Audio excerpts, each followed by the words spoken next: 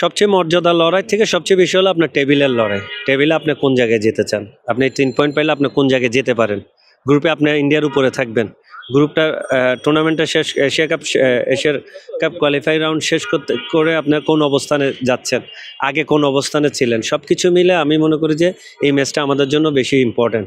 কারণ এই ম্যাচের ১ পয়েন্ট থেকে আমাদের ৩ পয়েন্টটা পাওয়া দরকার। এই ৩ পয়েন্টটা পাইলে আমাদের যে নতুন একটা জাগরণ, নতুন একটা উন্নতির যে একটা সিঁড়ি, যে একটা জায়গায় যাওয়ার সিঁড়ি, ওই যে সিঁড়িটা আমি মনে করি যে আমাদের এই জিতার পরেই প্রভাবটা পড়বে। আমরা যদি পয়েন্ট টেবিলটা শেষ করি সবার লাস্টে, আমরা গত বছরও সবার লাস্টে শেষ করছি। আমাদের উন্নতির সাইডটা কোন জায়গায়, উন্নতিগুলি আপনি ডে বাই ডে আপনি চিন্তা করতে পারবেন, বাট আপনি স্ট্রেট যাই বলতে পারবেন না আমরা নাম্বার 2-তে যাব, নাম্বার 1-এ যাব, বাট আমরা নাম্বার 2-তে ডিজার্ভ করি। আমাদের প্লেয়িং স্টাইলে সব কিছু মিলে আমরা নাম্বার 2-তে যেতে পারতাম যদি আমরা পয়েন্টগুলি লুজ না করতাম।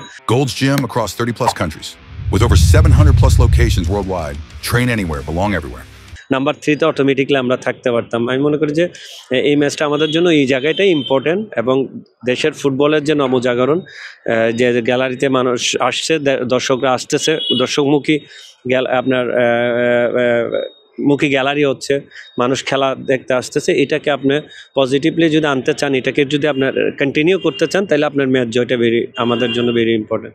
এই ধরনের ম্যাচ, ইন্ডিয়ার সঙ্গে ম্যাচ বলেন, পাকিস্তানের সঙ্গে ম্যাচ বলেন, এটা একটা দুই দেশের একটা লড়াই থাকে মেন্টালি, প্লেয়ারদের মেন্টালি একটা লড়াই থাকে। সাবকন্টিনেন্টের নাম্বার টপ টিমের একটা, আমরা সাফের 1 নাম্বার টিম, এটা প্রুভ করতে গেলে আমাকে ইন্ডিয়াকে হারাইতে হবে, ইন্ডিয়া আমাদের হারাইতে হবে তাদের প্রুভ করতে গেলে।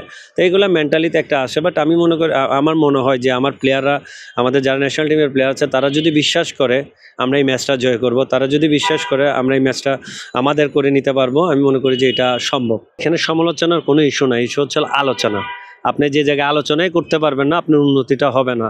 সমালোচনা তো ভিন্ন সাইড, যে আপনি একটা জায়গা থেকে আপনি তাকে দোষারোপ করতেছেন, বাট এখানে দোষারোপ করার কোনো ইস্যু না। ইস্যু হচ্ছে আলোচনা, কোনটা করলে ভালো হয়, এটাকে আলোচনা। আমি মনে করি যে আলোচনা বলতে গেলে টিম যদি আপনি জিততে চান, তাহলে আপনাকে প্রেসিং ফুটবল খেলে টিম ম্যাচে আনতে হবে। প্রেসিংটা কীভাবে খেলতে হবে, ট্রিগারটা কীভাবে হইতে হবে, তাদের স্ট্রং পজিশন কোন জায়গায়, আমাদের উইক পয়েন্ট কোন জায়গায়, সব কিছু মিলেই আমাকে মাঠে খেলতে হবে। যখন আমাদের দর্শক থাকবে 25 থেকে 30 হাজার দর্শক মাঠে থাকবে, তাইলে আপনাকে 25-30 হাজার টাকা, 30 হাজার দর্শক আপনার সাপোর্টে বাংলাদেশ বলবে, তখন আপনাকে স্ট্রেংথটা সবচেয়ে বেশি দেবে। ওই স্ট্রেংথটা মাঠে আপনি কিভাবে পুঁজি করবেন, প্লেয়াররা কীভাবে স্ট্রেংথটা, এই সাপোর্ট স্ট্রেংথটা কীভাবে নিবে।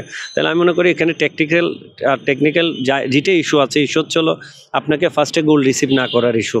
আপনার টিম যেভাবে খেলতেছে, আপনি গোল রিসিভ না করেন, আপনার ম্যাচ জিততে গেলে আপনাকে গোল করতে হবে, আপনাকে আগে ম্যাচ আপনার নিজেরই প্রথম 20-25 মিনিটসে নিতে হবে, তাহলে আপনার জন্য টাফ হয়ে যাবে পরে যেয়ে।